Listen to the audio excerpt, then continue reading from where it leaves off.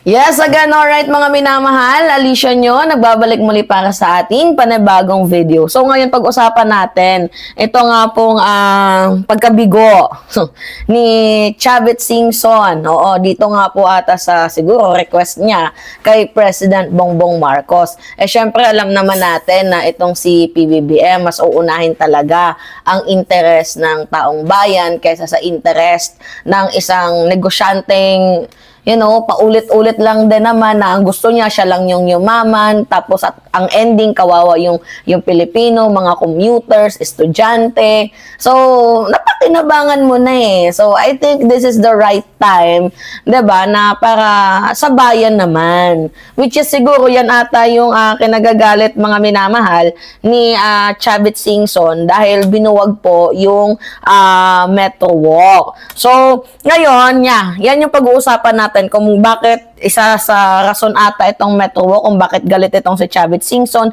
kay President Bongbong Marcos at ano ba ang kinalaman mga minamahal ng subway station, kung bakit nanggagalaite, nagagalit, 'di ba? Parang may hinanakit, 'di ba? Na parang gusto niya na lang tanggalin si PBBM sa pamamagitan ng rally, destabilization, 'di ba? Ano bang kinalaman ng subway station dito? At ano nga ba ang Metro Walk? So, yan ang ating pag-uusapan. At kanino ba papanig dapat ang gobyerno? 'Di ba? Sa interes ng taong bayan or sa pumapaldong negosyante na merong sariling interes at mga minamahal, personal interest. Alright. So, meron akong nakitang video. Actually, ito yung video na yan.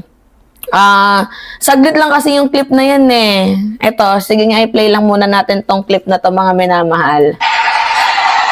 Yan o.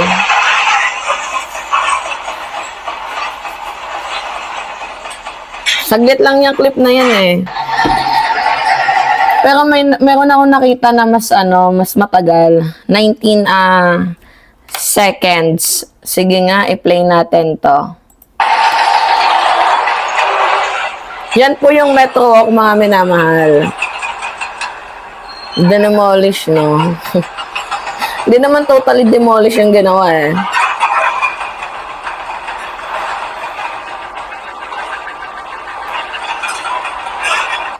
Alright. Yes, at first, kung negosyante ka, masasaktan ka. 'Di ba? Kasi matatamaan yung negosyo mo. Magkano na yung nagastos mo diyan. Pero kasi hindi naman sa iyo eh. Inaangkin mo lang yung yung titulo na hindi naman sa iyo. Madami kasing nagki-claim diyan, mga minamahal. 'Di ba? Actually, yung Metro Walk na yan, that was belong to the Ortigas fam na merong mga nang-aangkin katulad ni Chavit Singson. Ngayon, sino nga ba itong si Chavit Singson? Wala lang naman iba kundi dating gobernador, kilala bilang isang political broker, at matagal nang merong impluwensya sa politika at negosyo. So, sanay na tayo, no? Dito kay Manong Chavit na pag nagsasalita yan, parang tayo ay kakabahan dahil si Lolo mo Chavit talaga pag nagsalita yan, merong bitaw eh, 'di ba? Pag di na pagbigyan, ang daming hanas. Pero ngayon, iba kasi yung sitwasyon eh. I think galit kay President Bongbong Marcos to, kaya tingnan ninyo eh. Gustong pabagsakin, talagang atat na atat, 'di ba? Mga minamahal. Ngayon, ano nga ba ang Ortigas Subway Station, 'di ba? So, ang Ortigas Subway Station, mga minamahal, ay bahagi po 'yan ng Metro Manila Subway Project, 'di ba? Tandaan niyo, Ortigas Subway Station is a part of Metro Manila Subway Project. So, 'yan po ay isang infrastructure project na ang layon ay bawasan ang traffic, 'di ba? Pabilisin ang biyahe. Gawing mas maayos, syempre, ang buhay ng ordinaryong Pilipino. So, ikokonekta ang business ng business district tulad ng Ortigas, BGC at QC. So, pabor po yan sa ating mga mamamayang Pilipino, mga manggagawa, empleyado, commuter, estudyante. So, that was a public infrastructure and para po yan sa lahat. So, yung goal ni President Bongbong Marcos is easy access yung buhay ng mamamayang Pilipino. Now, ano nga ba ang Metro Walk? Nga, 'di ba? Pag-usapan natin yung Metro Walk. Ang Metro Walk, mga minamahal, ay isa po yang commercial entertainment sa area ng Ortigas. Matagal na din siya, syempre, of course, ginagamit ng publiko at may mga establishmento, mga bars, events, at etc. Ngunit ito yung tanong, di ba mga minamahal, kanino nga ba talaga ang Metro Walk? Kahit i-research ninyo, actually ni-research ko na nga yan mga minamahal Parang ito, tingnan nyo ito yung kay Chavit.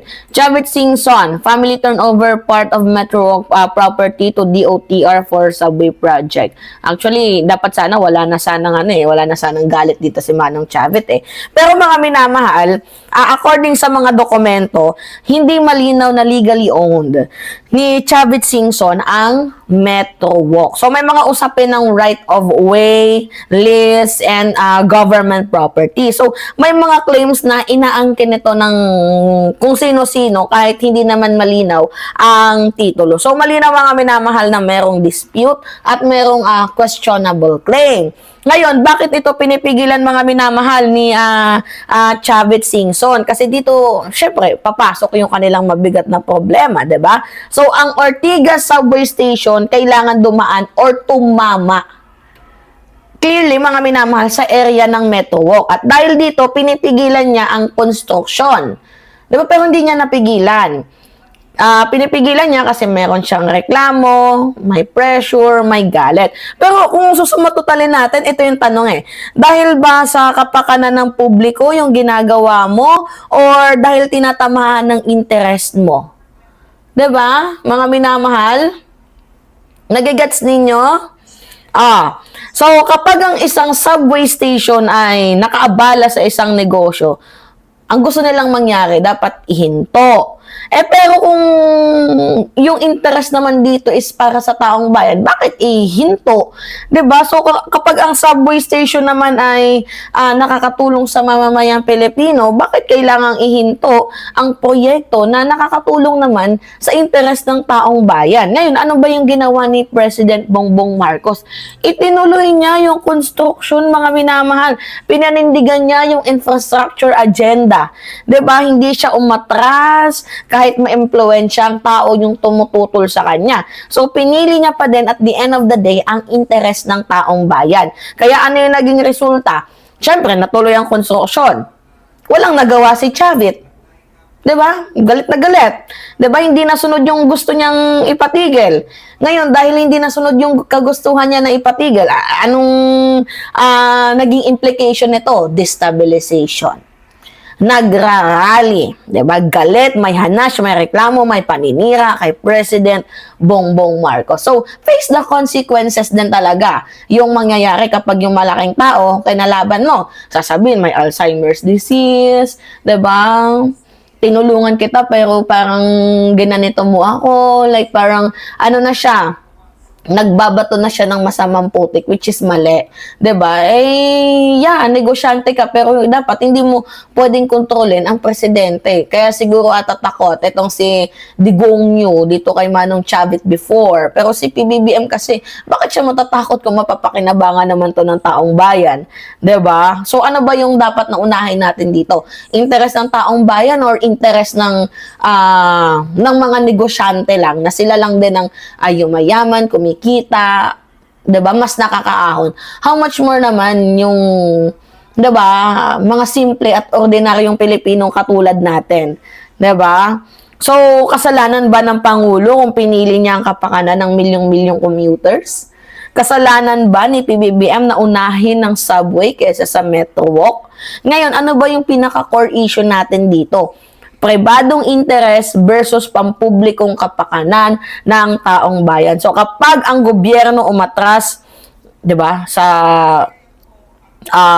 bawat reklamo ng mga makapangyarihan, isa lang yung ibig sabihin nun, takot at kaya siyang impluwensyahan.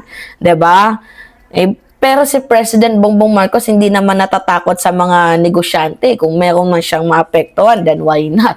As long as kita naman yung interest niya na para naman sa mga Pilipino, 'di ba? So, walang kapakapangyarihan, walang mataas na tao sa kanya.